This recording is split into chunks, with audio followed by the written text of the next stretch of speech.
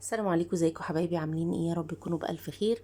تعالوا نعمل مع بعض طريقة فطاير بسيطة وسهلة، مش مكلفنا اي حاجة. احتجت 2 عدد بيض او ممكن تحطي 3 المتاح عندك. ضربتهم بملح وفلفل بابريكا، حطيت عليهم كوباية من اللبن. وهنا هجهز بقى الحشوة المتاحة عندي. انا هنا هعملها بالخضار.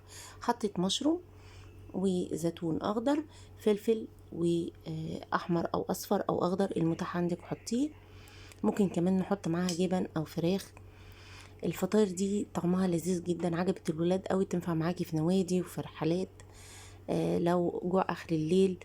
وهحتاج كمان بقول لكم هنا نص معلقه من البيكنج باودر، او طبعا تنفع معاكي في المصايف، فهتنفع معاكي في كل حاجه. هقلب بقى الحشوه اللي جهزتها بالشكل ده، وهجيب معايا صواني الكب كيك. هعملها على شكل كب كيك، تبقى صغيره كده بالشكل ده. هحتاج لفة من الجلاش، وهسيبها زي ما هي. لا هنفرد بقى ولا هنعجن، لا زي ما هي، وهنقص بالمقص كده بالظبط ده.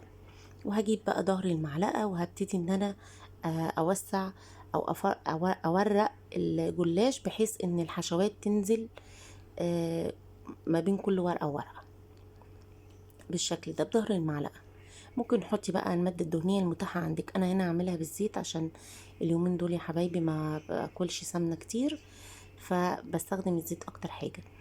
هنزل بقى في كل عين من الكب كيك بكبشة بس، لانها طبعا هتعلى، ده بيض وبيكنج باودر فهيعلى بالشكل ده كده. بس طلعت جميلة، عجبت الولاد جدا.